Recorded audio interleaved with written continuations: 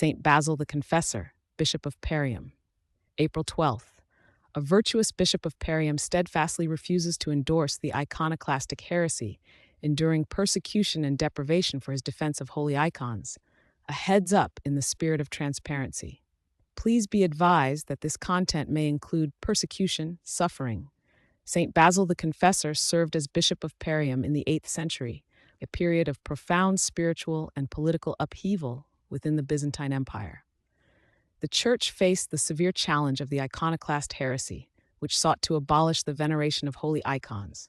Basil's life and ministry became a testament to unwavering fidelity to Orthodox tradition during this time of trial.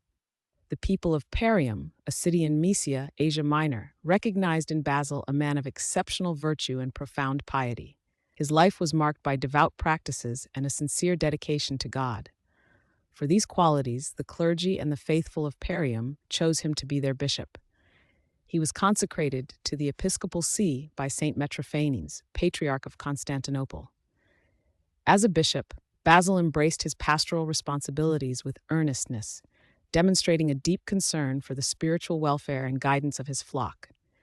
He labored to nurture them in the Orthodox faith, teaching them sound doctrine and encouraging them in lives of holiness.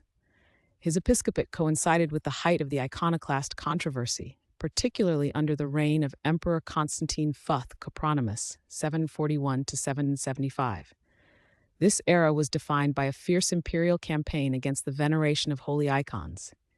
The iconoclasts asserted that the making and veneration of sacred images constituted idolatry, a grave theological error that contradicted the very nature of the Incarnation.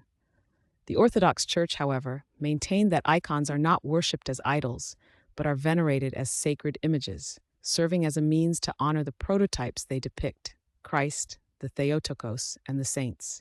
This veneration affirms the truth that God the Son truly took on human flesh, making him visible and therefore depictable.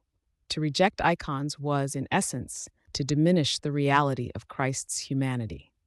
In 754, Emperor Constantine V convened a council at his palace in Hieria.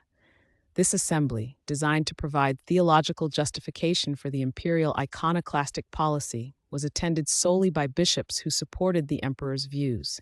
It presented itself as the Seventh Ecumenical Council, though it lacked the universal consensus and theological precision characteristic of true ecumenical councils. The council issued decrees that formally condemned the creation and veneration of icons, declaring them an abomination. Following this false council, imperial authorities began to enforce these decrees throughout the empire, often with severe and violent measures against those who continued to uphold the veneration of icons. Churches were stripped of their sacred images, monasteries were persecuted, and many faithful Christians suffered for their adherence to the ancient tradition. Saint Basil, as a bishop of the Orthodox Church and a guardian of its tradition, was confronted directly with these heretical decrees. He understood that to subscribe to them would be to compromise the foundational truths of the faith. His conscience, illumined by Orthodox theology, compelled him to stand firm. He steadfastly refused to sign the pronouncements of the 754 Council, recognizing their departure from apostolic teaching. This refusal was not merely an act of defiance. It was a profound act of confession, a witness to the truth of the Incarnation and the proper veneration due to holy images. He demonstrated his commitment to orthodoxy by denying entry to iconoclast bishops into his diocese. He would not permit those who propagated false teachings to pollute the spiritual well-being of the Christians entrusted to his care. Neither the persuasive arguments of the emperor's envoys nor their threats of punishment could sway him from his resolve. Saint Basil stood as a bulwark against heresy, protecting his flock from spiritual harm and maintaining the purity of the Orthodox faith within his episcopal jurisdiction. His actions exemplified the role of a bishop as a shepherd who defends his sheep from wolves. This courageous witness carried a significant personal cost. Like many other Orthodox bishops, clergy, monastics, and lay faithful of that turbulent era, Saint Basil endured persecution. He was driven from his episcopal see, stripped of his position, and deprived of the comforts and security of his home. He experienced much sorrow, deprivation, and suffering for his unwavering confession of the faith.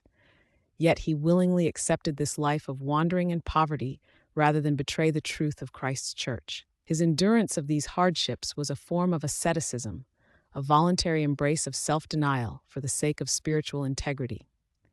He chose to suffer with Christ rather than to deny him through a compromise with heresy. Saint Basil the Confessor is remembered by the Church as a champion of orthodoxy. He boldly defended the veneration of holy icons against the immense power of an emperor and the pervasive influence of a state-sponsored heresy. His life serves as a luminous example of steadfast faith, demonstrating the readiness to suffer for the sake of Christ and for the preservation of the Church's sacred tradition.